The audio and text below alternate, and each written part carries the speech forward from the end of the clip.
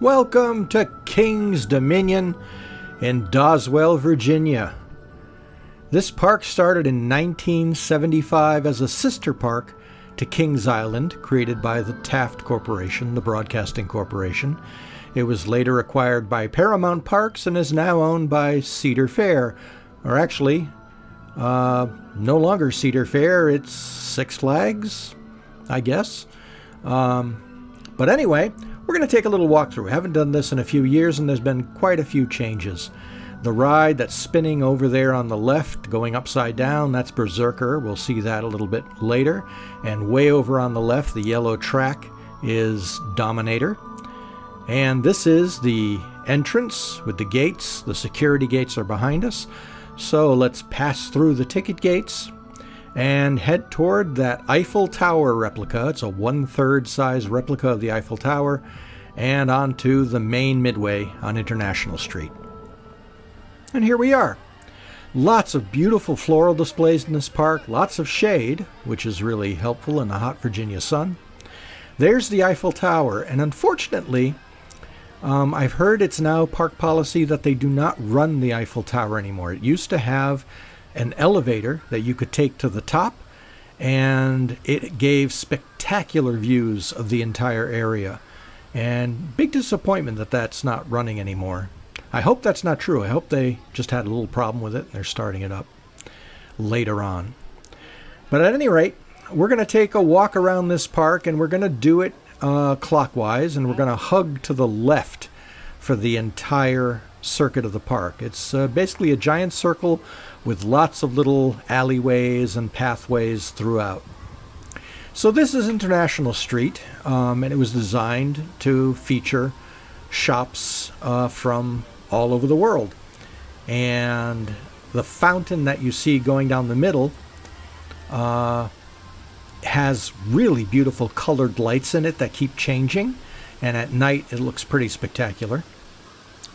So if we kept going straight down International Street, it would eventually take us to the Planet Snoopy area, which we'll see a little later. But we're going to hang a left here. Like I said, we're going to hug to the left throughout the entire park. And this will take us past Berserker, which you see in front of you, and over to Dominator. And we're going to take the back entrance to Planet Snoopy. And for those of you who aren't sure why I was hesitating calling it a Cedar Fair park, well, that's because beginning July 1st of 2024, Cedar Fair and Six Flags had a merger. And I'm still not quite sure what the new company is going to be called.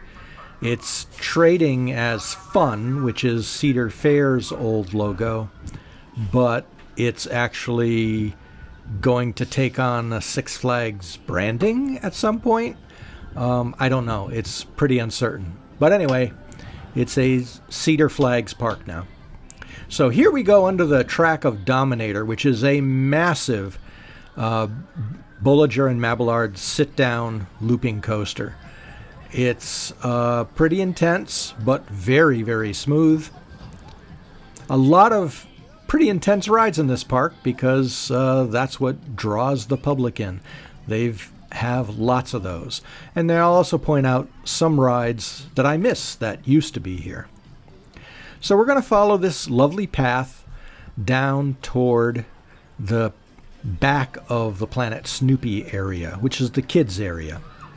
It used to be a Hanna-Barbera area under the original Taft Broadcasting Company, and it was later turned into a Nickelodeon area under Paramount when Cedar Fair bought it. Since they work with the Peanuts branding, it's all been changed over to the Peanuts characters. And since I happened to be walking by right as Dominator was going up the hill, I think we'll just pause and watch it make its circuit so you have a general idea of how intense this ride is.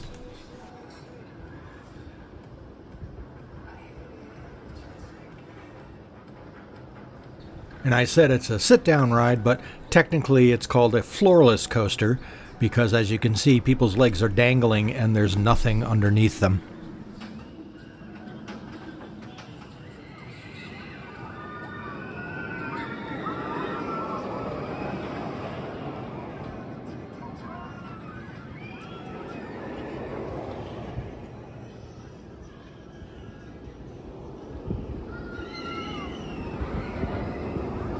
Dominator was relocated here from the famed Geauga Lake amusement park in Ohio that used to be a independent park, a family-owned park. Then it was a Six Flags park. Then Cedar Fair bought it and shut it down.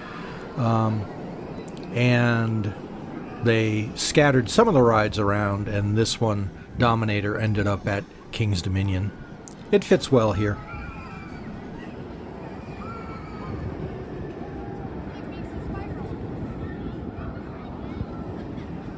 And there you have it.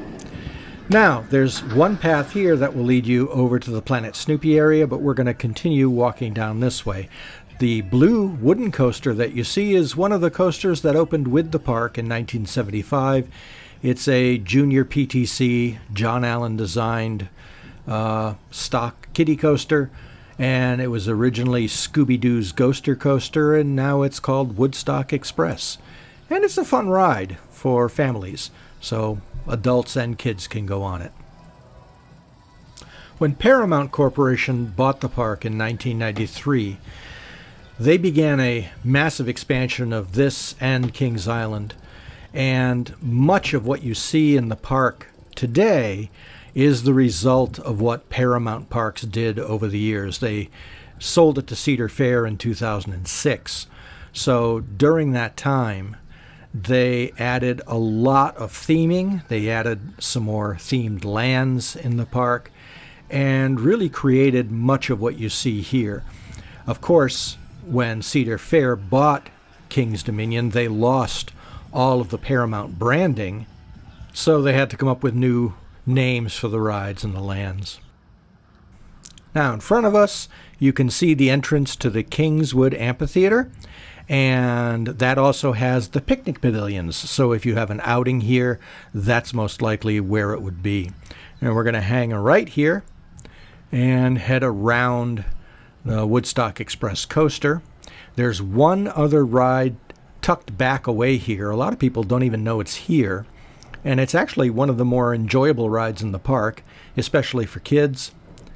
It's Boo Blasters on Boo Hill, which is a shoot-'em-up dark ride with silly cartoon ghosts in it. And unfortunately, much of the day it wasn't running when we were there. This is one of the entrances to Planet Snoopy over on the right. There's Boo Blasters.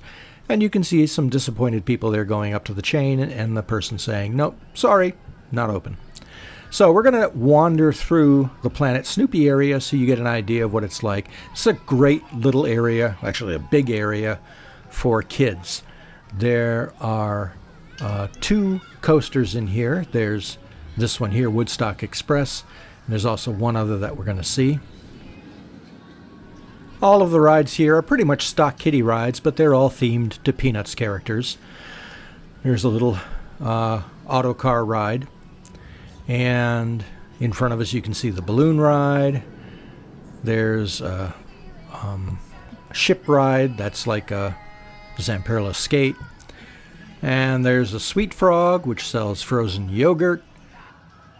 And you'll also note that there's a lot of popular music playing in the background, and so to avoid content match, I've had to flip the audio on that in many areas.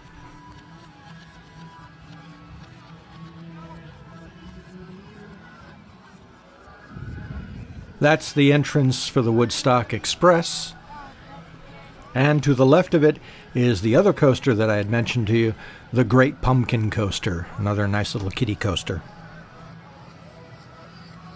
Many of the structures that you see in this Planet Snoopy area were built for the Nickelodeon universe originally by Paramount. Most kids nowadays wouldn't have any idea that even existed, and they're just going to assume this is all built for the Planet Snoopy area.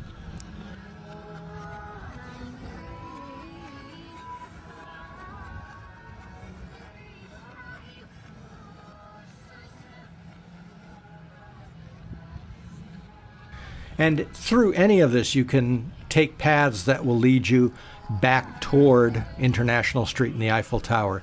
The Eiffel Tower really is sort of your landmark for the entire park. It's one of the biggest structures in the park, and it's viewable from almost anywhere. So if you head toward the Eiffel Tower, that always gets you back to International Street.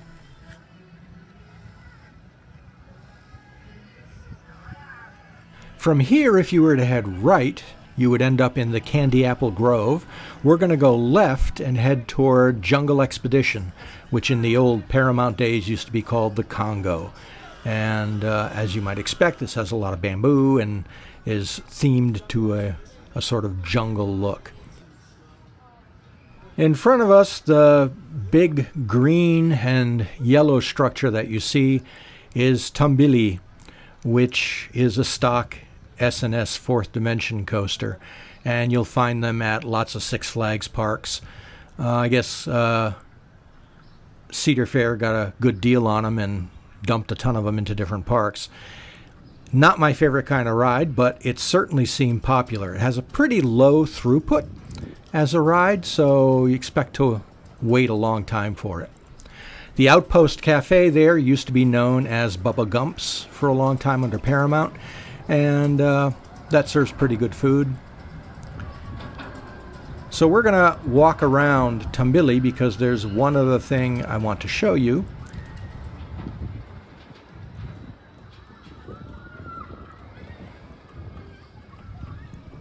And they call it Tumbili because, yes, you tumble.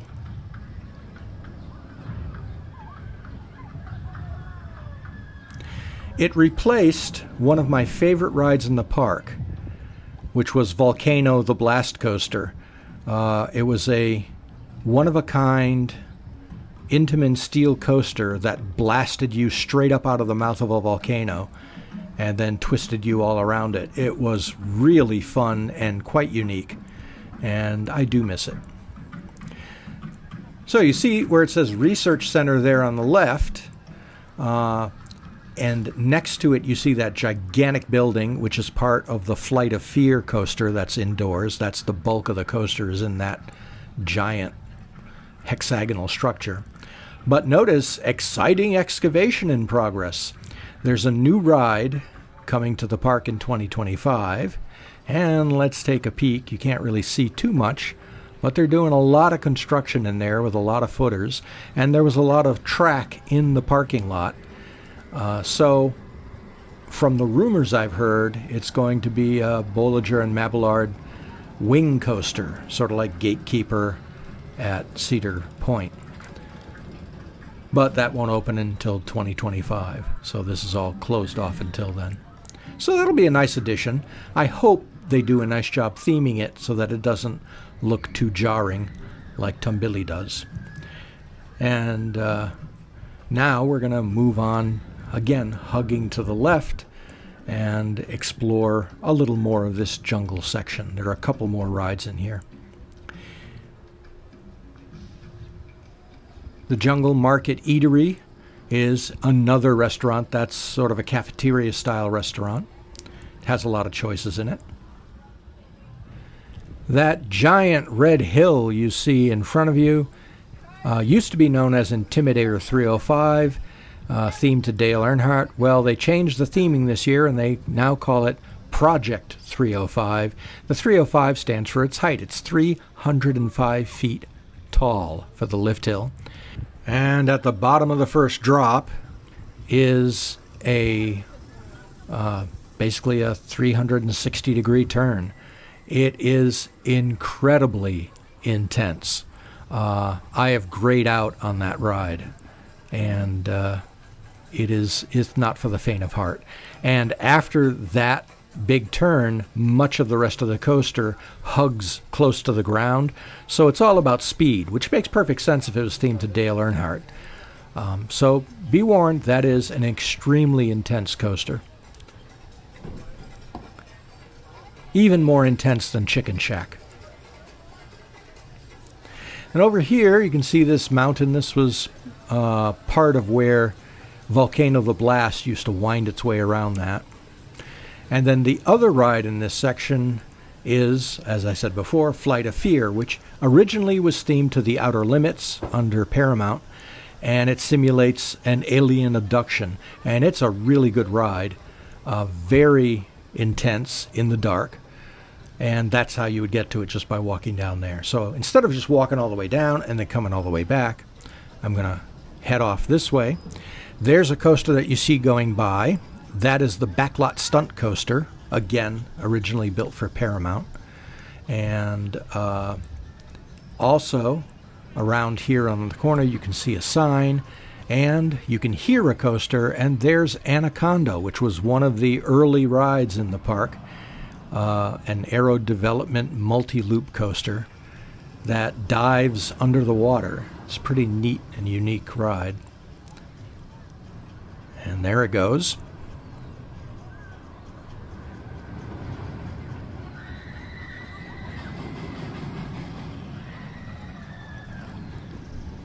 And this is the entrance.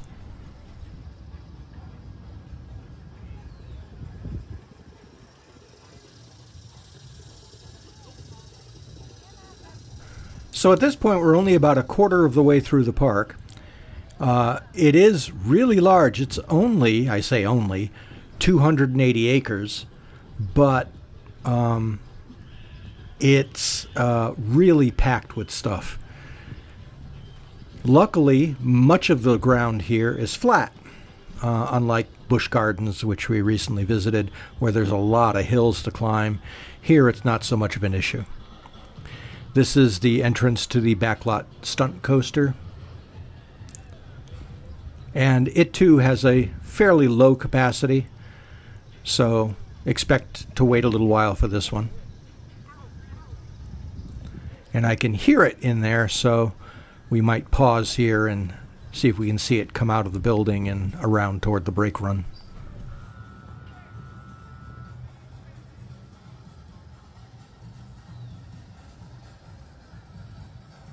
The theming on this ride, as you can see, doesn't really have a pleasing aesthetic. It looks really industrial, and that was happening a lot at amusement parks, like with the Six Flags Batman rides that look like a junkyard. So here comes the train.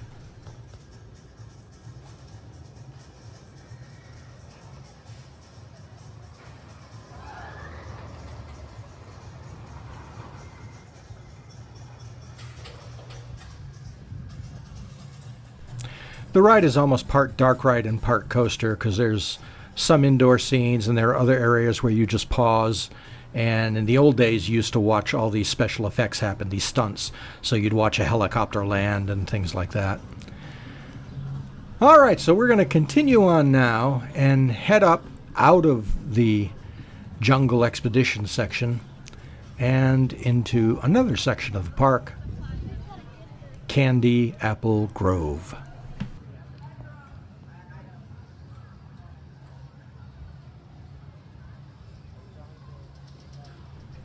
Good philosophy for life, ABD, always be discovering. There you can see the Eiffel Tower in front of us. And here is where I said earlier, if you take a right, you're going to head to Candy Apple Grove. So we've made a big circle through the Jungle Expedition area. And now we're going to head over to Candy Apple Grove, which was one of the original areas to open with the park in 1975. And Kings Island has a nearly identical Candy Apple Grove in their own park. It's basically themed to a standard boardwalk. It was modeled after Coney Island in Cincinnati. And over here on the left you can see the good old Auntie Anne's pretzels and a wonderful old sign advertising the Dodgems.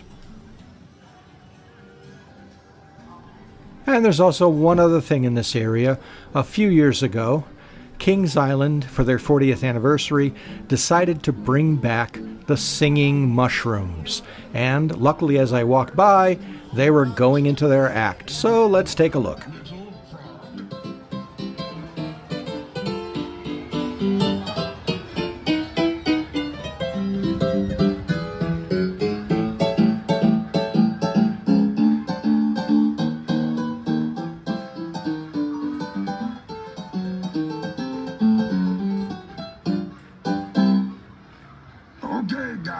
It's your turn. Hello. Hello.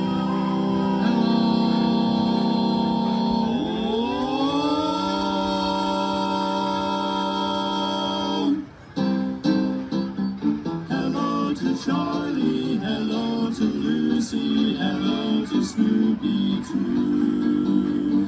Linus and Lucy say hi, and Woodstock is flying high.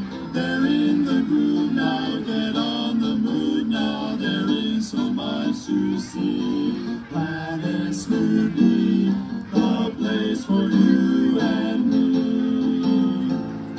The place for you and me.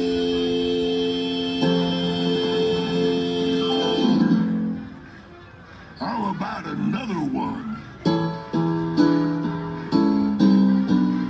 Wait till the sun shines, Nelly, and the clouds go drifting by. We will be happy, Nelly, don't you cry.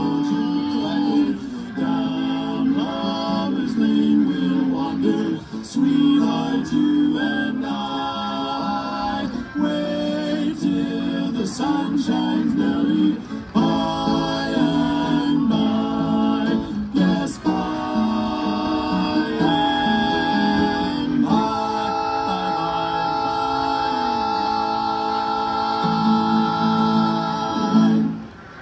Bye-bye, everybody. See you later.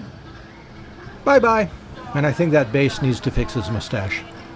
So let's continue on down through Candy Apple Grove. Notice it's a pretty wide stretch and there's stuff to either side. As I said, I'm going to stick to the left here. There's a good old swing ride. In front of us on the left is Victoria's Pizza, which serves, as you might expect, pizza and pasta. It's quite good. I like eating there.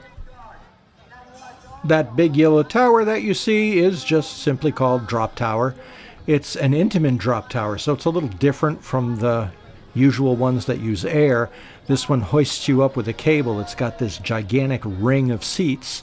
They used to turn, and they don't anymore. But when you get to the top, when it drops you, you go incredibly fast, and you brake very quickly toward the bottom. So it's quite exhilarating. In front of us, you can see the Ferris wheel. And you can also see a lift hill there. There are actually a couple of lift hills all crammed together there. And if you were to take a left here, that would take you to Soak City, the big water park. And it's actually a lot bigger than you expect because it goes through the structure of one of the roller coasters that we're going to see in a little bit and continues on the other side. So it occupies an enormous amount of real estate, and it's very popular, especially on a hot day like this.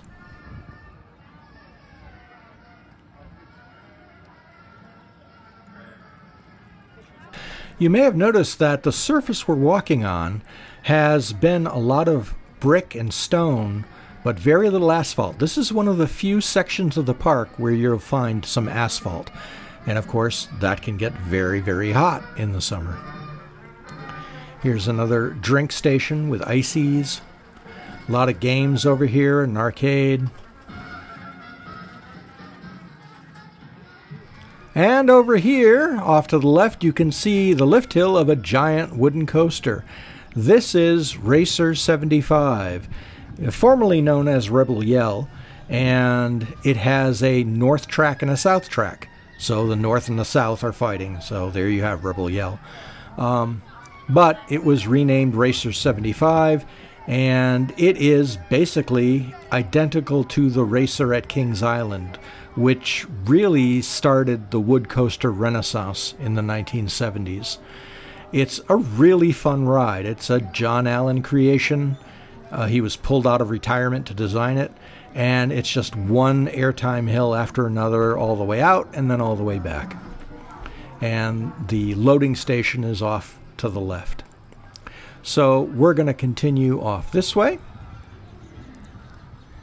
and we're going to take a detour over here on the right, because over on the right is the park's beautiful Philadelphia Toboggan Carousel. It's in remarkable shape. And it doesn't have a working band organ, unfortunately. It has a band organ, it just doesn't work. but at least they're playing music in there. And beautiful carvings on this ride, and beautiful paintings on all the panels.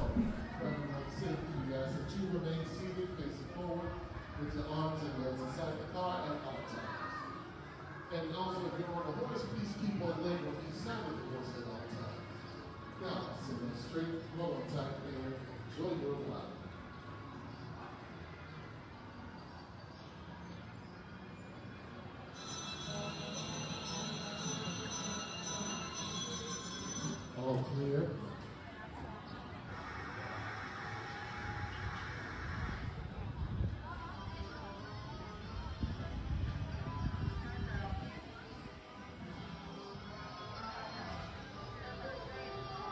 The carousel is Philadelphia Toboggan Company's 44th carousel, and it was built in 1917 for Roger Williams Park and then moved here.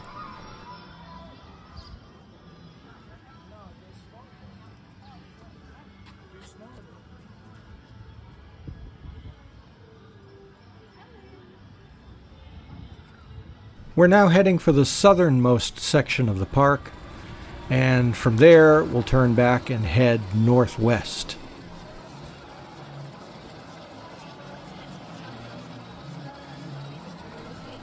Over on the right there is Windseeker, similar to the one at Cedar Point. It's a swing ride that goes up really high.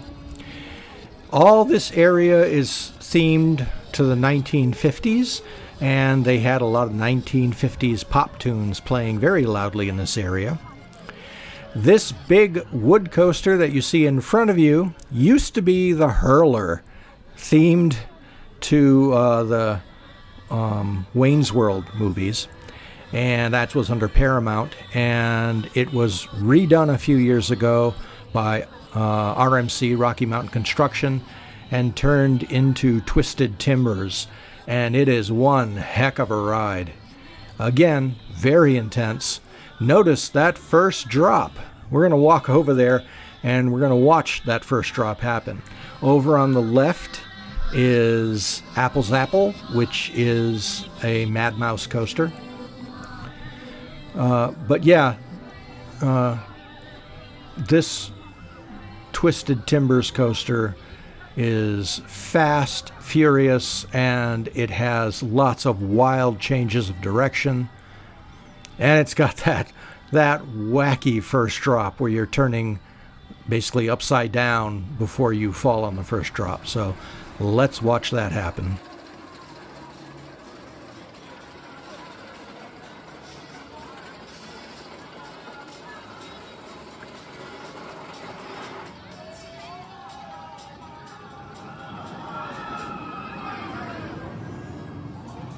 And they're off. And you have some really, really wicked airtime on that. You're just thrown violently into your lap bar. So, in front of us is a Sky Coaster, and it's a double Sky Coaster. I actually rode that many years ago. This whole section of Midway at one time held a unique coaster, Hypersonic XLC, which was one of the few air-launched coasters made by S&S Sports, which was a briefly lived type of roller coaster. There were only a couple made in the world, and they're all gone now. And it was an extremely intense ride. I say the word intense a lot, I guess because as I'm getting older, there's a lot that seems intense to me. Oh, there's the Eiffel Tower, so, you know, if you want to get back to the entrance, just head there. And now we're going to leave the Candy Apple Grove section, and we're going to head to the final area of the park called Old Virginia.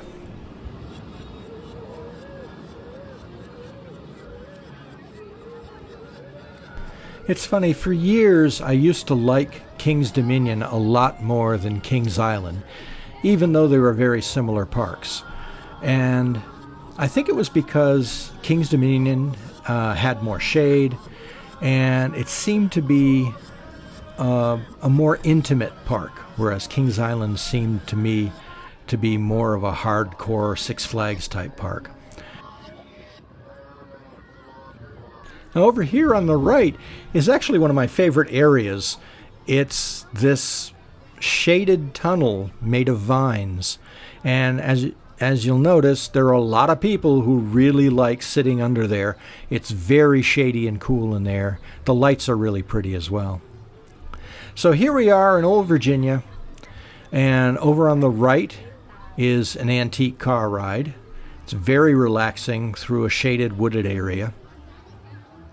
You can also see Flying Eagles, which is a flying scooter ride.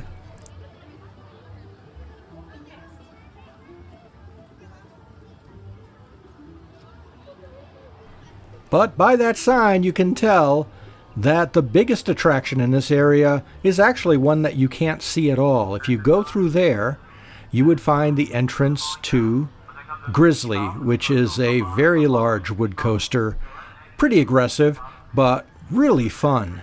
One of the few Curtis Summers roller coasters that I really enjoy. And you noticed off to the left there was a fenced off area, and that used to be a go-kart track that seemed to be very popular in the past, and that was blocked off. Over here is the King's Dominion Theater, which normally has shows during the season. Over here on the right is the actual entrance to the antique cars.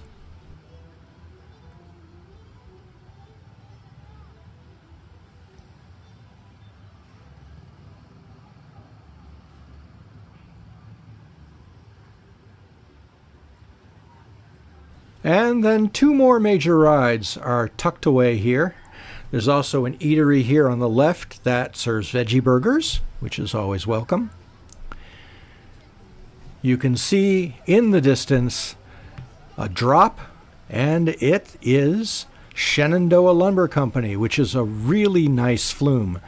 Unlike many of the aero development flumes from that era, this one doesn't really go up in the air much. A lot of the aero flumes were on stilts, basically way high in the air. This one stays really low to the ground, and it runs quickly through a forested area. Very relaxing ride. I really like it. And we'll sit here and watch it come down, and you'll notice it doesn't have really a very big splash to it, so you won't get soaked. And if you kept going further back past the entrance of Shenandoah Lumber Company, you'd encounter Whitewater Canyon, which you can't see from anywhere in the park, but it's the park's big raft ride. Interestingly, there is no transportation in the park. So there are no sky rides, there's no train rides, there's no monorail. The only way to get from one section of it to another is to walk. And that's strange. It seems like they could fix that somehow, even if they put a sky ride in, which wouldn't be too disruptive to the overall park. But it does involve a lot of walking. Even though it's fairly flat ground, it's still, there is no other way to get around besides walking.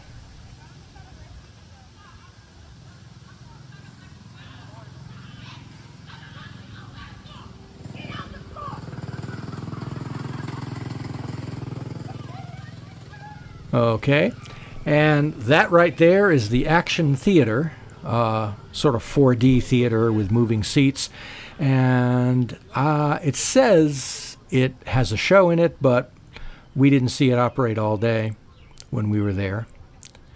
And there in front of us is the Eiffel Tower, so you know we're heading back toward International Street.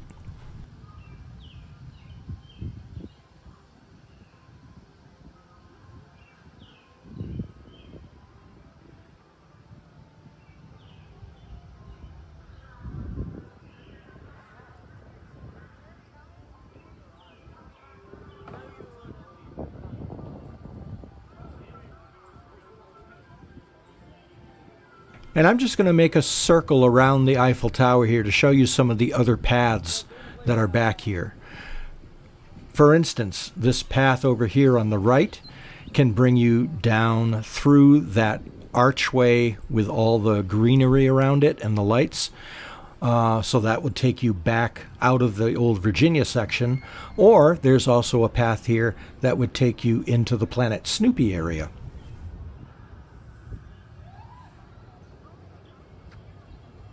And you can see at the end of this path is the famous flowery clock that they have that tells you the time.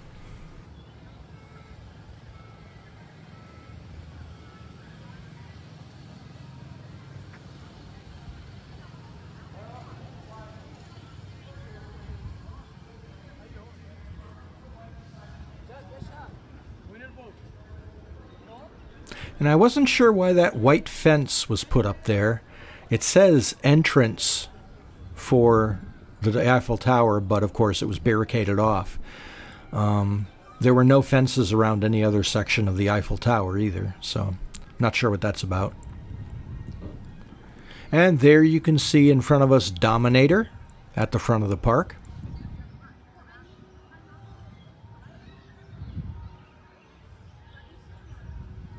And the path on the right up ahead is yet another way to get to the Planet Snoopy area. They do have Peanuts characters wandering about for photo ops with kids, and they also have some Peanuts themed shows down in the Planet Snoopy area as well.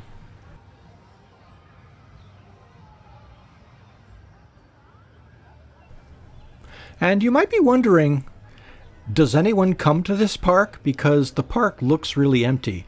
Well, interestingly, we found the same at Kings Island. The local patrons really don't turn out at the park until late afternoon and into the evening. This really is sort of an evening park for most of the people, and by the time we left King's Dominion, it was starting to get packed. So usually, and I think probably because it avoids the heat of the day, they'll usually come around 4 or 5 o'clock and stay through the evening. That's the busiest time. So if you want to ride the rides, come real early. The park usually opens at 11. There's a little stage for musical performances that happen during the day. And now we're going to move over here to the west side of International Street. Now, you might think with the name Grain and Grill that that would have vegetarian options, but it does not. It's almost entirely meat in that area except for shrimp. So, in fact, outside of the places I mentioned that have veggie burgers, the only vegetarian options are some of the side dishes that you can order, like macaroni and cheese and roasted vegetables, things like that. Now, I've always been curious, too, if when we head up here, on that side where you can see Berserker going, that leads you over to Dominator. However, over here on the left, it's just a fence. And I always thought it was weird to have just one side of the park lead you somewhere and the complete opposite side of the park leads nowhere. But I think that's a maintenance entrance. And that really brings us to the end of our tour of King's Dominion.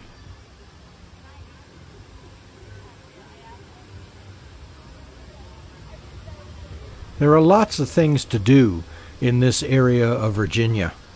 Busch Gardens is less than an hour away, as is Colonial Williamsburg, so there is definitely a lot to do in this area. There's also in the area Monticello, Jefferson's famous home. So lots of touristy things to do in this area of Virginia.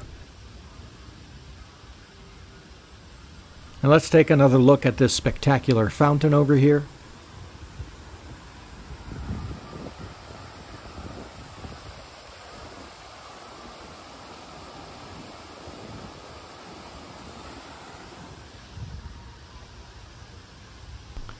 Oh, and if you're looking for gifts, they have really nice gift shops.